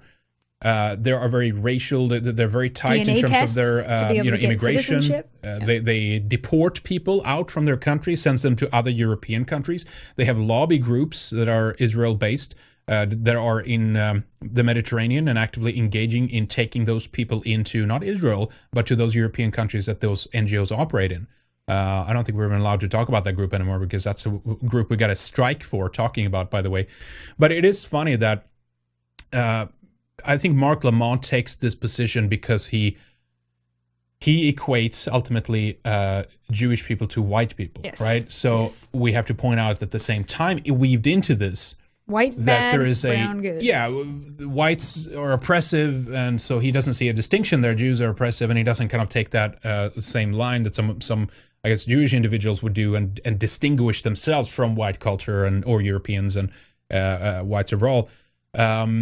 So imagine if a Western country did what should we say, like 10% of what Israel does to Palestinians. Mm-hmm. And keep in mind, we're also not in a situation where a European country just moved in and took over and put their flag in the ground and then dominated the whole area and claimed it as theirs and stayed there. Right? Colonialism, blah, blah, blah. Well, they pulled out. They created a lot of things. They built infrastructure. They left literally railways and even America, systems of government deserts in their and wake. Woods. There was no one living in most of the places that they settled. Yeah, well, this is this Jedi mind trick that they're trying to take now, like the Ben Shapiro's, right? The Palestinians don't exist, or like Pamela Geller takes that position. They're not right? real people. They don't really exist. They're not there, kind of thing. But anyway, if they just did like 10% of like standing up for themselves, a European country, a Western country, like with the borders, or ensuring the ethnic survival of the country in the way that they do with the Jewish ethno-state called Israel, I think we would get other countries teaming up in an alliance and literally go in and bomb that country and depose the leadership in the same way they did in like Serbia or something like that. That's what I think. So Mark Lamont can say. And he did like a few tweets in the wake of this. It was outrage or whatever. He hasn't actually tweeted anything since. Last tweet he did was November 28th. These were some of the last ones he'd done. He's just gone crawled under a rock after that, I guess. He found out real damn quick who pulls the strings and who you're allowed to criticize or not. Correct. That's boom, But anyway, how does it feel, Mark? He said, I support Palestinian freedom. I support Palestinian self-determination, right? Well, what is so wrong then with supporting, let's say, Swedish freedom and Swedish self-determination, right? We have a globalist elite that are taking decisions above our heads. We're not participating in the democratic process. We're being turned into largely second-hand citizens in our own countries, right? Where all the resources are being reserved for newcomers and incoming people. We cannot get away with things which they can get away with. There's a lot of criminals. They walk free. They can do sexual harassment and even rape in some regards. They're not punished by the law. Then you can have Swedish men lying with literally, sorry for the bad language, but a hard-on behind the girl after they went out partying for a night, and he gets accused of rape and ends up in jail, right? I mean, there's some of these immense, tremendous double standards in this case. And so for those people like me who stands up for the freedom of Swedes to have their own self-determination and decide their fate moving forward, why are they in the wrong? Mm-hmm. When, exactly. And again, I know that huge double standard. I know that the situation is not exactly comparable, but this is the thing. I think it will be. Yeah, it's getting there. I think it will be. I think that we will see eventually. I mean, technically, you could let's talk about the no-go zones. How is that different from?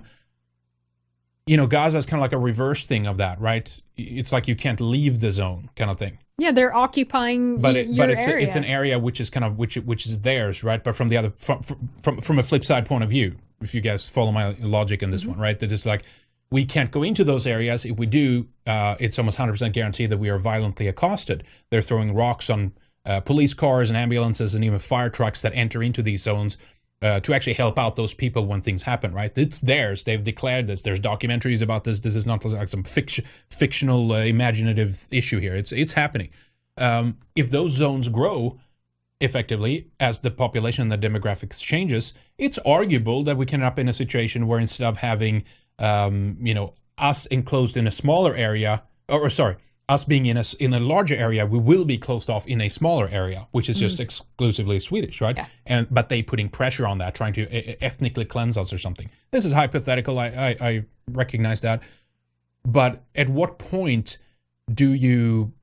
can you begin to exercise your freedom or your aspiration to have self-determination? Yeah, as a European, right? When is it okay? When can we be allowed the same thing everyone's crying about for Palestinians, these lefties, then turn around and deny it for Europeans? Right. When is it okay? And again, I recognize it's not the same situation. It's very different. They came in recently in 1948. They set up there. This is, of course, why they have a lot of enemies in the region, because they ultimately they took the land, and yes, they did it with the aid of Britain, and now, of course, it's America making sure that they can continue to keep it. But anyway, I think it's just funny. I don't really have that much more to say about it. It's just amazing that that a guy who just stands up for a basic issue, frankly, which is, if it was concerned any other country, CNN would be super supportive, right? Mm-hmm. They would just praise the guy.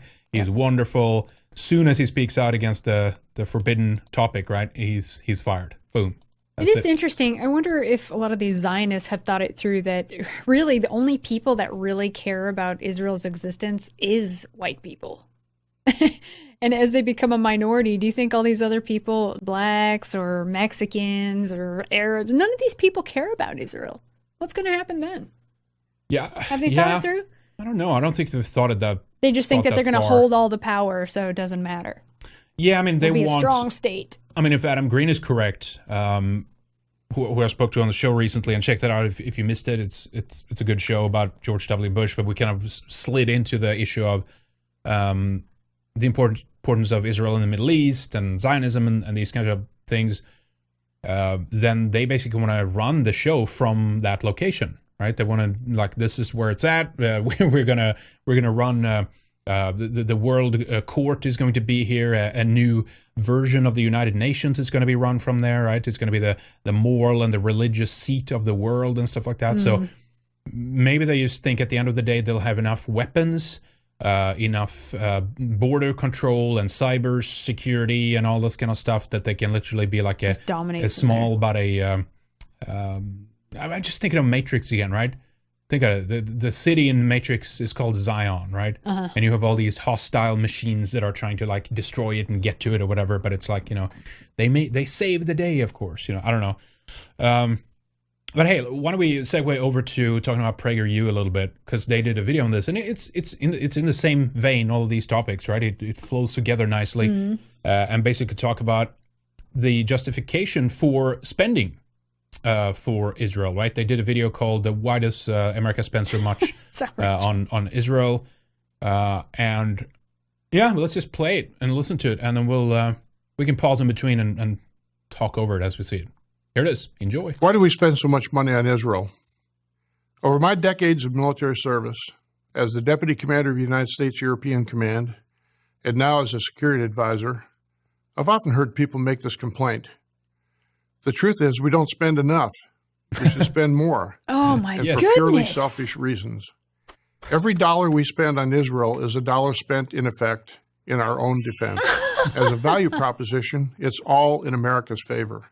Let me explain. Goodness. But before I do, let me just say this. I can easily defend why America supports Israel on moral grounds alone. I've been there on numerous occasions. It's a good and decent country. Given the neighborhood it lives in, I find that both remarkable and admirable. Always that. Right, so it's always moral grounds, the one democracy right? in the Middle East. Moral grounds, I could defend it alone, which he doesn't kind of go on to do, to be honest. He just kind of drops the ball on that.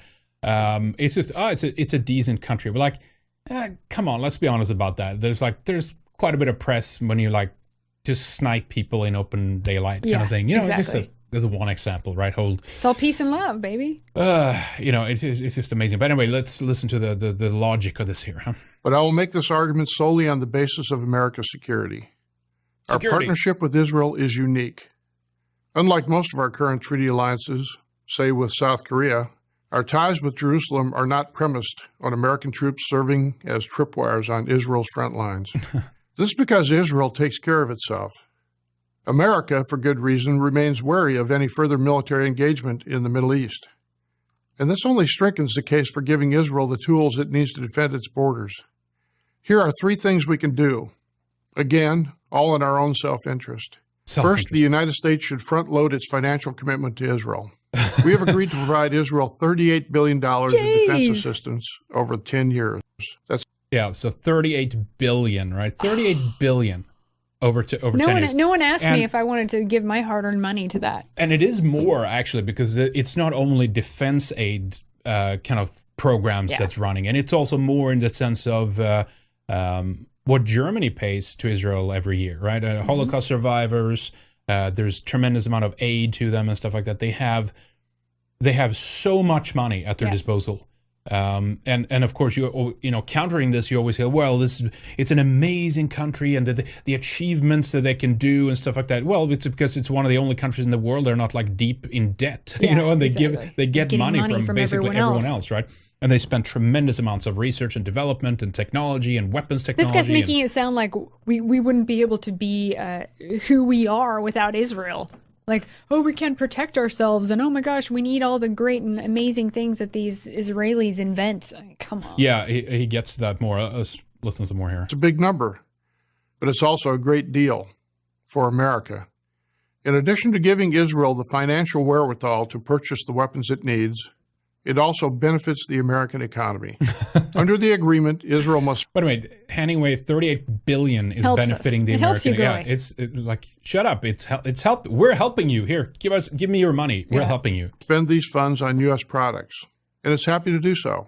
Okay, so U.S. products, right? We know that many of these companies are just part of the military industrial complex, and it's companies which are, you know, ultimately don't have America's best interest at heart. No. You know, these are transnational corporations. They do it across borders and across lines of it's international at this point, basically, and it lines the pockets of the military industrial complex and the people that are involved in that. It's kind of like when America goes into Iraq or something, let's say, and they do that on behalf of Israel.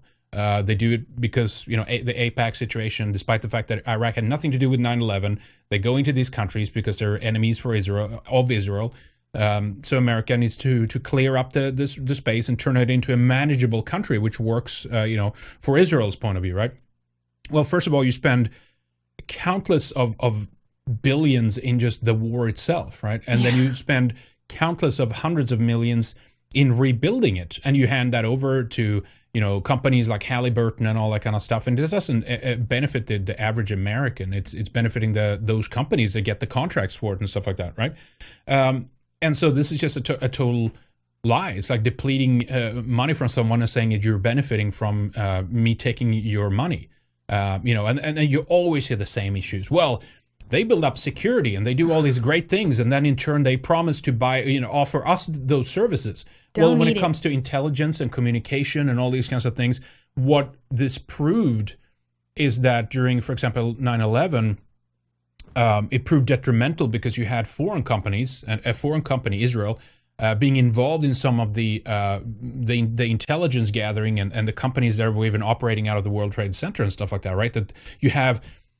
what I'm saying is that there are so many companies which are Israeli, which can operate as a foreign agent, effectively giving Israel, the state of Israel, the military apparatus in Israel, all the data, and they can give them intelligence. They have many companies, and Israel itself has been caught red-handed spying on American citizens. They spy on American politicians.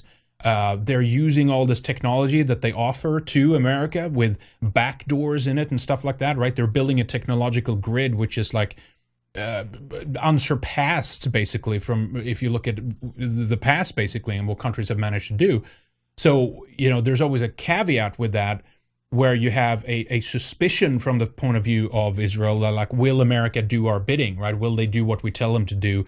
Well, we don't know. Let's keep an eye on them and see what they do, kind of thing, right? And they've been caught again and again and again, spying on phones, spying on communication lines and all this kind of stuff. So effectively giving them money so they can build up technology and sell that back to America. then basically you're handing them the ability to also spy on you and use all their technology to make sure that they have you in the right position, right? In this Al Jazeera documentary, which was not released, by the way, and the reason for this is because it was they would have forced Al Jazeera to register as a foreign agent if they released the documentary, which they didn't do. So I think it was Ryan Dawson or someone else, or he reposted it on his site, and I haven't even seen the whole thing yet, but the parts I've seen is like all these Israeli interest organizations are literally, they're caught on hidden camera and stuff like that, but they're talking openly to the people that are there with them in the room about how they're spying on Americans, they're spying on their citizens, they're spying on politicians, they're building up technology, IT companies and stuff like this, and they benefit from having this immense technological, IT grid and stuff like that. And so all of this is being used ultimately against America because they're uncertain which direction they will go, right? So despite the fact that they have AIPAC, despite the fact that they have some of the most powerful organizations that exists in America, they are still paranoid and still don't trust that America might not, go in there and do their bidding the next few times. Anyway, I yap on. Let's continue listening to the video here. Without adding a cent to the total, the United States should front-load this assistance to reflect the changing strategic situation in the Middle East, specifically the rising danger presented by Iran and its proxies, Hezbollah and Hamas. An accelerated timetable would allow Israel to acquire critical capabilities like more F-35 attack squadrons, more refueling tankers, and more precision munitions. It will need this hardware to defend itself in American interest against those persistent and growing threats. Yeah, for wars for Israel. Second, the United States should enhance our alliance with Israel. It may surprise you to know that the United States does not have a defense treaty with this essential ally. Lots of agreements, but no treaty. We should. Why is this important? Because it will send a loud strategic signal to Israel's enemies that if you mess with Israel, you mess with us. Israel's not going to ask us for troops. We fight their wars already. Yep. Jeez. Absolutely. Exactly. And what have we got out of it? Let me just pause here. But we should be giving them anything else they need.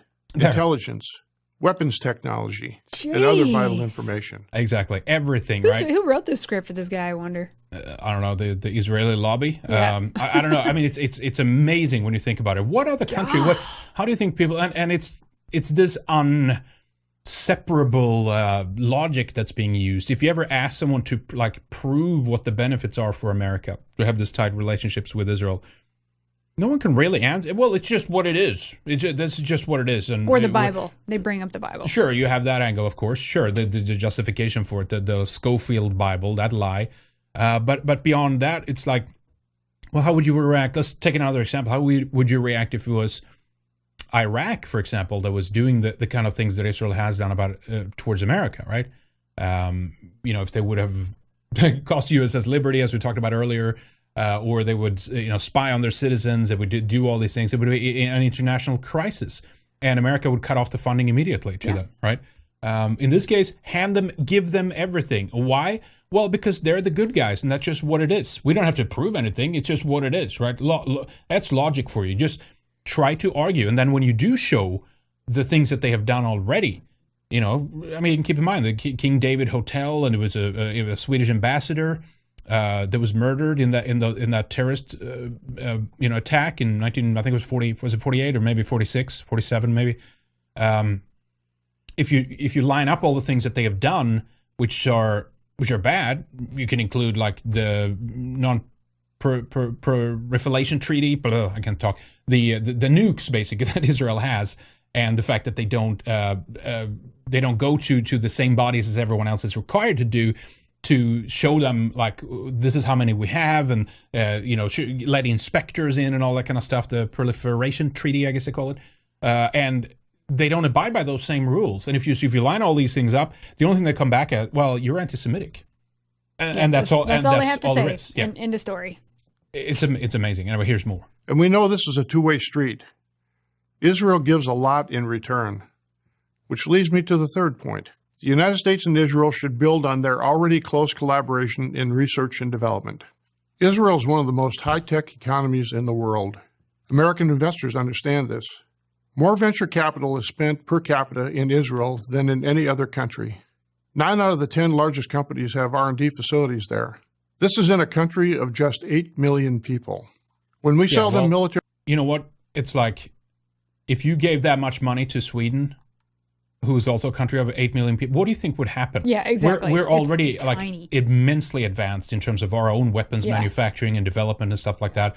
I mean, it doesn't justify any of this. And the reason, of course, the reason why Israel is in this position is because they are surrounded by hostile enemies, whereas we're in a peaceful one, right?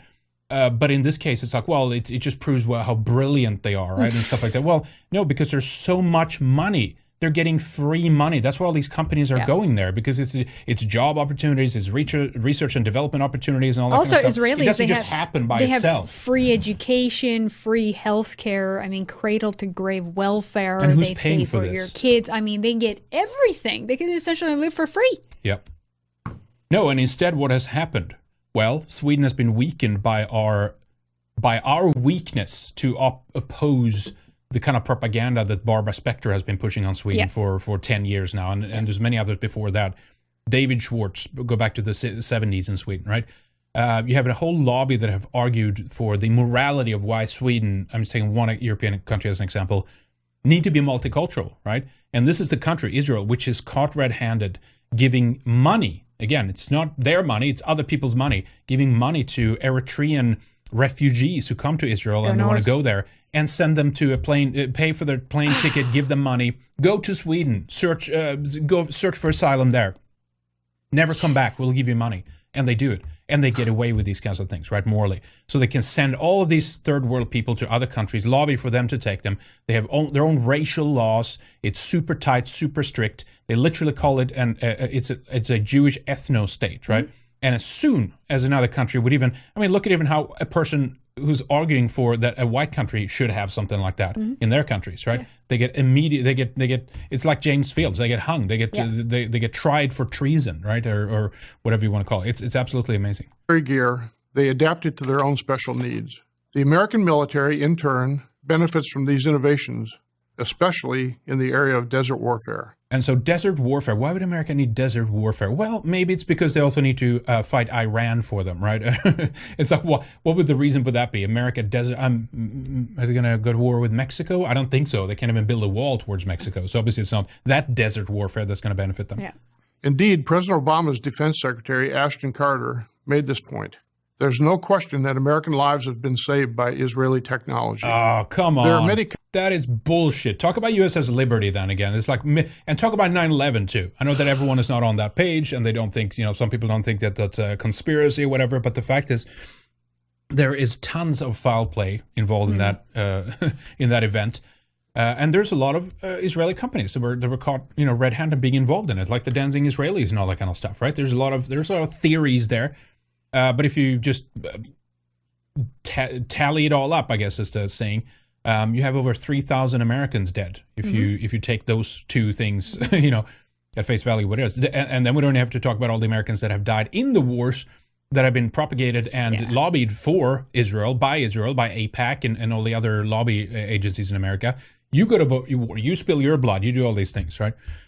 It's just amazing. Cutting edge projects we can work on together, such as directed energy weapons. This new form of which is funny because some people have said 9/11. Oh, that was dumb. Oh man, I don't want to go into that the house, but it's funny because it's like, let's develop a directed energy weapon. Like what is this coming from? It's funny. And emits highly focused energy to neutralize targets. Such weapons will be needed to counter the spread of cheap, deadly, and plentiful mortars and drones from Iran and other bad actors. All this explains why I find it so infuriating to see Americans, especially young Americans, support anti-Israel groups like BDS, Boycott, Divest, Sanction. They just always go on about this. They hate it. They can't stand it. It's all they talk about. This guy isn't BDS. even Jewish, and he cares so much about it more about Israel than America. He's a general. He knows what the deal is. He knows who the master is, and he knows who he needs to appease by doing this. I'm sure he personally believes this or whatever. He's totally indoctrinated. This is what's best for America. Think of the logic. They even managed themselves to convince themselves that giving another country money and looking after their security is best for your country that you're in. I know. It's outrageous. So how do you do this? That want to weaken and destroy Israel. Putting aside the perverse logic of these groups that we should punish a free and open democracy, it's self-destructive. Again, democracy let any European country do what Israel has done and watch what happens. Why watch are they our problem at all? I don't care about them, and I don't want to give tax money to them. Of course Israel not. is Israel's problem. Why do we have to care? Yeah, no, but this is what they do. I don't care about you, Israel. They use other countries to do their bidding. You know, he's almost done here. Let's listen to the last line here. Israel is on the front line of terror. They, not us, are within missile range of Iran, Syria, Hezbollah, and Hamas. To the extent these enemies of freedom are held in check, they are held in check by Israel. Enemies of freedom. That's all you have to say. Right? It's like this total neocon George Bush talk. You know, it's just they're an enemy of freedom. It's freedom. Well, there's people imprisoned in these camp areas, and there's like, border walls, which they criticize when America tries to do it. Like all the things. It's just, it's like tired of talking about it. Yeah, I know. I'm sick of it. They would never allow it for America or anything like that. But now in this case, they're the enemies of freedom. And they ask from us not one U.S. soldier, only for military aid, which they spend on American defense products to help defend American interests. American interests. How the hell do they end up defending America? No, they're putting America in America's image. The last thing I'll say about this, around the world has been plunging, right? Ever since the Iraq War and everything like that, you know. And people don't like America anymore. I mean, I was in 2003. I was out in the streets in Gothenburg and protesting America's involvement in the war. You know, because I know that there is going to turn bad. I know that there was not in anyone's interest to do that. And look at what's happened. Look at the refugee waves and everything that's happened in the wake of that kind of stuff, right? So, you know, we were against those things. Most of the people in these countries are against this kind of stuff. But America's image around the world has just plummeted because of the fact that they're doing the bidding of another country and not looking after their own interests, basically. But anyway, same thing there, actually, in terms of the stats, I guess, on the video. Not as bad quite as the YouTuber Rewind. But a lot of people are onto it. 7.5 thousand thumbs down, you know, approaching half, 50-50, seen by about 630,000 people. So there's a lot of smart people. They don't like it. They don't like Israel. There's a lot of bad press about it for obvious reasons. And it's good to see that they're doing these propaganda campaigns, and it largely backfires, right? People are largely sick and fed up with it. So that's what you get. PragerU. Bullshit. All right. Actually, I think last thing we should talk about is Molyneux, his tweet. Molyneux, exactly. Let me pull that up here. And it's kind of related to all of this here. He says, "Where do Europeans go? Europe is finished," leading lawyer says as he leaves UK for Israel, from the Times of Israel. And this is what we've been saying. This is really the encapsulating the whole issue here, right, that we've been talking about. And of course, the lawyer is Jew, or he's Jewish, right? So he can go to Israel and he can immigrate. Nice for him. And this is why we criticize those who created this mess and then flee to their ethno-state. This is what we've been saying all along, Molyneux. Well, and this is why I said, reply to him as well. It was like, well, it's great that these lawyers have a country to go to, and that they don't have the Barbara Spectors, the Gregory Gisses, the Aneta Kahanas, the Noel Ignativ, and there's many more to add to that list, who have for all this time argued for multiculturalism, not in Israel, but in Europe, right? So it has led to this collapse of it.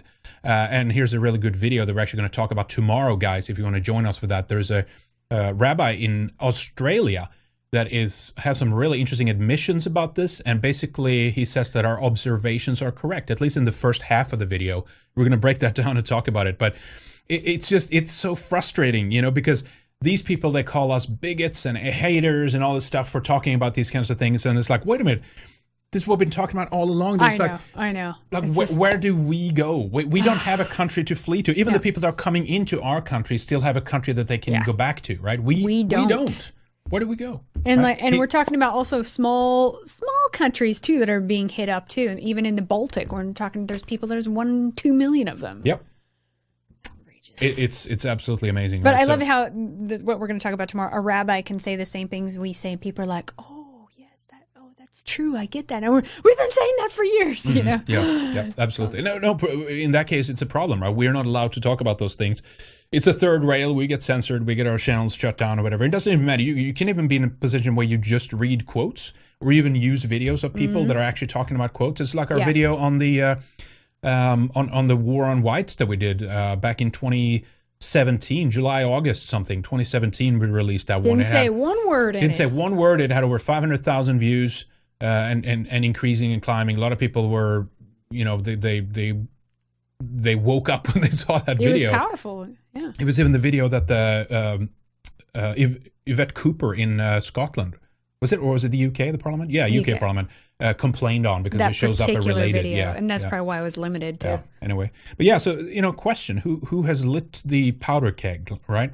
And now they have an ability to flee, right? As Europe is turning multicultural, it's just total chaos and destruction and collapse. And there's awful lot of people that have other countries to go to, but guess what? Who has to be left there to clean up the mess? Well, it's us. And no one has never asked us if we wanted this. No one has ever asked us to democratically decide whether we want all of this to happen to our countries. And the only thing we have left to do is to complain and whine and argue with other people and raise awareness of it. So that then we can organize and take action. Yeah, disseminate the information, wake up more people, and basically with that you can start changing the political environment and the metapolitical environment and the cultural narrative, right? And now even those abilities for us to talk about it is being shut down, right? But they're doing that because more people are becoming aware. You know, more and more people are realizing what's happening here. That's why we have to keep harping on about the same thing month after month, you know, because more and more people are seeing it. Well, you know, the mainstream media goes on repeat and the propaganda, they just repeat the lies. And so that's why we have to fight and we have to bicker about the same things over and over again and get the same message out. And I said this when use new examples, of course. We talked to Woes recently for Millennial. I said the same thing. Yeah, this year has been very blackpilling in a lot of ways, but also, I mean, we had more views, videos that I've done, more views than ever. I mean, I just put up one 2 weeks ago and it's up past 600,000 views already, more views than ever, more emails and messages from people who say they can't publicly, but they support us. They watch Red Ice. They're with us. So I've received more of that this year than ever, even from normie tier people, Republicans. There's just more people coming to our side. So that's why we have to just keep on even repeating, Henrik, some of the same basics because new people are coming on all the time. Of course, absolutely. And that's what I said. You know, we have to be in a position where we can prove to people basically the reality that we see and what's happening in front of our eyes. And because the mind control from the media, from the mass media, is so strong and it's on repeat, and usually they make a moral argument out of it too, right? You can come with all the proof in the world, you can show documentation, you can show studies, you can show all these things of what's happening to our countries, and most people are still just morally programmed. Well, that's wrong, and it's the right thing to do is just to open our borders, let everyone in, and then okay, let's see what happens. Let's hope for the best, right? Yeah. And right now it's just a powder keg, right? And it's going to explode. If it hasn't exploded, it's going to explode. And none of us want that. We don't want that chaos. Yeah. We don't want that violence. You know, and these are the same old globalists. They're creating order out of chaos. This is how they do it. They create chaos in countries, and then they come in and swoop up and offer us the security to clean up and create order once again, right? But then they reshaped society, they reformed everything, and it's in their control, right? This is how they do it. It's like a formula they use. But hey, let's end with the cat video. Because are you serious? Because this shows this shows Iraq, right? It shows a good. I had tweeted this earlier. You found it. What video is it? You explained to me. All these Iraqis are fleeing to places like Sweden and everywhere else. I'm like, I just looked at some cities today, Google Earth. I was looking at. I'm like, there's some areas of Iraq that are just fine. They're perfectly nice. Some areas that look like resorts actually. And then I came across this video today. We'll check it out. All right. It's a cat video, folks.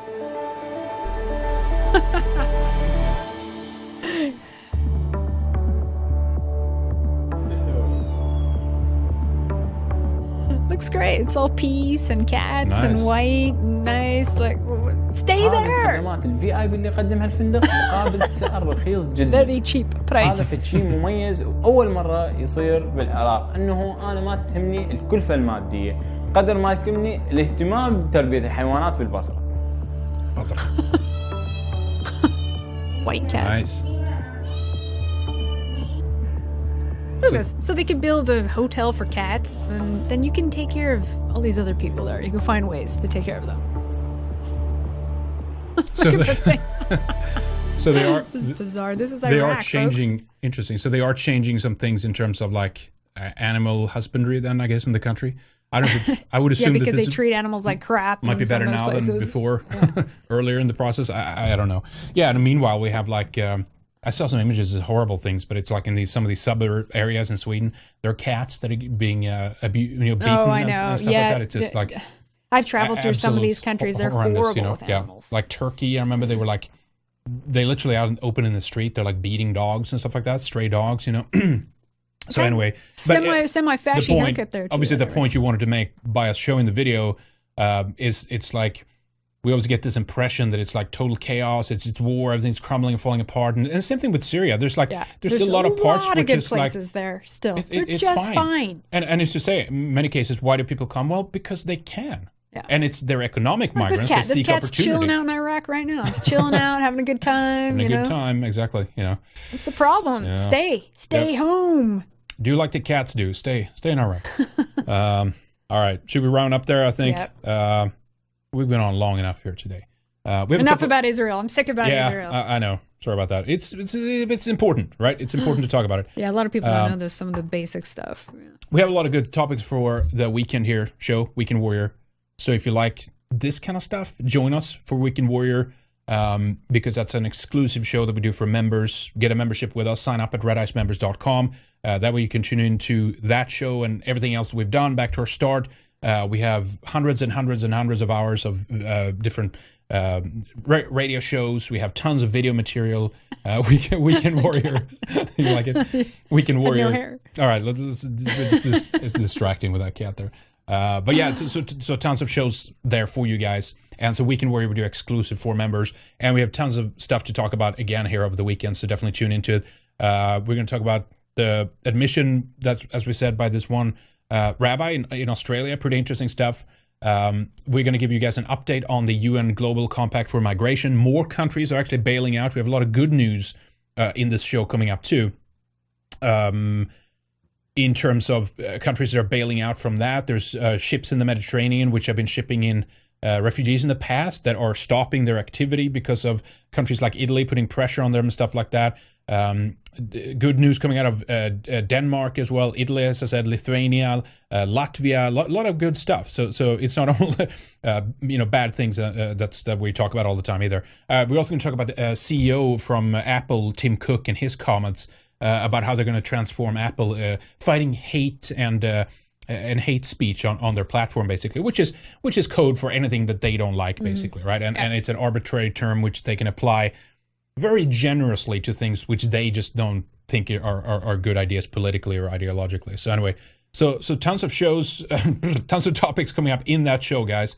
So definitely tune in because it's a more produced show. We have a lot of fun when we do it as well. So stay tuned for that. And then, of course, heads up as well on more shows coming next week. And then we're starting to plan our Yule live stream on the 21st of December, the solstice. We're going to have guests joining in. We're going to have a long night just talking about some of the traditions and celebrations. And as usual, kind of go over some of this stuff. So I think we'll have a good time. So definitely join us for that as well. But yeah, otherwise, I think that's pretty good, guys. Thank you for joining us today. Thank you for tuning in. Always a pleasure having you here. Hope you have a great rest of your night wherever you are. And again, support us, sign up for a membership, and we'll see you guys next time. See ya. Okay, take care.